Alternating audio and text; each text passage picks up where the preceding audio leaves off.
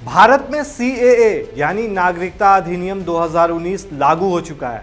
केंद्र की मोदी सरकार ने लोकसभा चुनाव से ठीक पहले सोमवार को CAA को लागू करने का ऐलान किया है। कानून के लागू होते ही देश के कई हिस्सों में विरोध प्रदर्शन भी शुरू हो रहे हैं। आपको बता दें कि इस कानून पर खासकर मुसलमान आपत्ति जता रहे हैं। दरअसल ये बात सही है कि CAA के जरिए किसी की नागरिकता नहीं छीनी जाएगी, लेकिन मान लीजिए NRC के दौरान किसी मुस्लिम शख्स के पास कागज नहीं है तो वो क्या करेंगे, वो कहाँ जाएंगे, ये क्लियर नहीं है।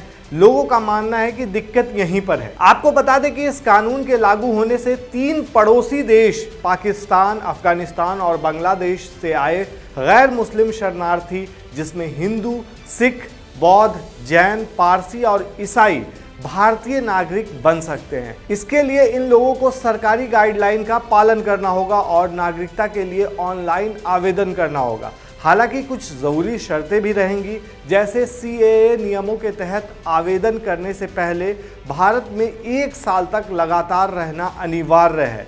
अब सवाल ये उठता है कि आखिर इसको लेकर प्रदर्शन क्यों हो रहे हैं और CAA कैसे काम करेगा। दूसरे देश से आए शरणार्थी को किस राज्य में जगह मिलेगी। तो चलिए शुरू करते हैं, समझते हैं सब कुछ। सबसे पहले ये समझना जरूरी है कि इस नियम के तहत नागरिकता दी जाएगी या नहीं।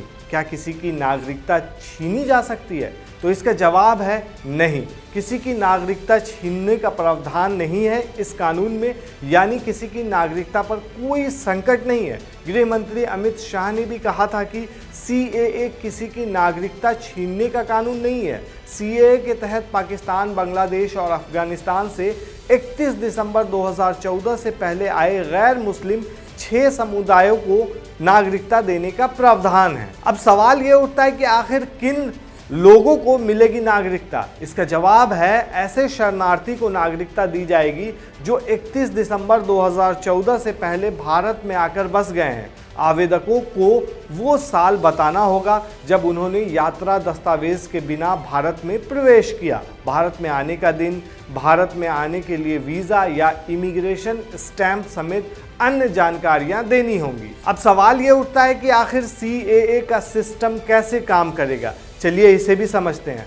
दरअसल एक वेब पोर्टल दिया गया है, सारी प्रक्रिया ऑनलाइन है। ऑनलाइन आवेदन करने होंगे। सबसे पहले आवेदन जिला कमेटी के पास जाएगा, फिर वो एम्पावर्ड कमेटी को भेजी जाएगी। इसके बाद अधिकार प्राप्त कमेटी नागरिकता पर फैसला लेगी। अब ये सवाल उठता है कि CAA में नागरिकता के लिए क्या दस्तावेज ज़रूरी हैं।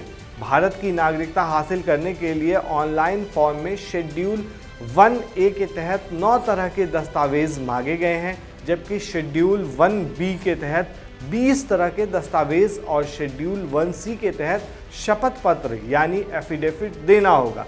सबसे पहले ये बताना होगा कि वे इन तीनों देशों के गैर मुस्लिम शरणार्थी हैं, यानी वहाँ के निवासी हैं। इसके लिए वहाँ के पासपोर्ट, जन्म प्रमाण पत्र, शैक्षणिक प्रमाण पत्र, ड्राइविंग लाइसेंस, ज़मीन से जुड़े दस्तावेज भी दिखा सकते हैं। अब सवाल ये उठता है कि अगर उनके पास मान लीजिए ये सारे दस्तावेज नहीं है तो आपको बता दें कि फॉर्म भरने के लिए दस्तावेज होना ज़रूरी नहीं किया गया है। यदि किसी के पास कोई दस्तावेज नहीं है तो वो उसका कारण बता सकता है। अगर कोई डॉक्यूमेंट्स है तो जानकारी उसकी देनी होगी। आप जिस राज्य में रह रहे हैं वहाँ की नागरिकता के लिए अप्लाई कर सकते हैं। ऑनलाइन फॉर्म में आपको अपने माता पिता या पति का नाम, भारत में कब से रह रहे हैं और कहाँ, कौन से देश से आए हैं, वहाँ कहाँ रह रहे थे, भारत में आने के बाद क्या काम कर रहे हैं, किस धर्म से संबंध रखते हैं, ये सारी जानकारी भी देनी होगी।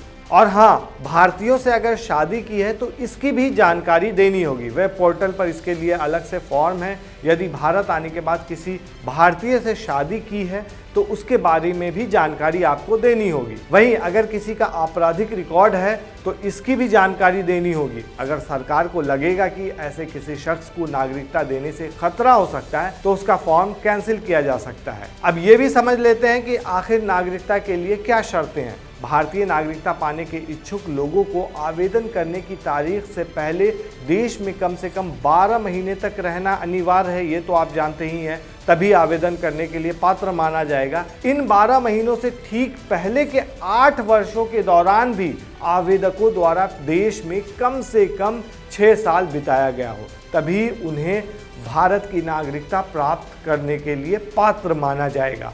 आपको बता दें कि सीएए के लागू होते ही देश के कई हिस्से में विरोध प्रदर्शन भी शुरू हो गए हैं। खासकर मुसलमान इस पर आपत्ति जता रहे हैं। दरअसल उनकी आपत्ति ये है कि सीएए के जरिए किसी की नागरिकता तो नहीं छीनी जाएगी, लेकिन एनआरसी के दौरान मान लीजिए किसी मुस्लिम शख्स के पास कोई कागज़ नहीं है तो वो क्या करेंगे, वो कहाँ जाएंगे, और वो अगर नहीं दिखाते हैं तो उनको नागरिकता नहीं मिलेगी या उनकी नागरिकता इस तरीके से छीनी जा सकती है, ऐसा बहुत सारे लोगों का मानना है।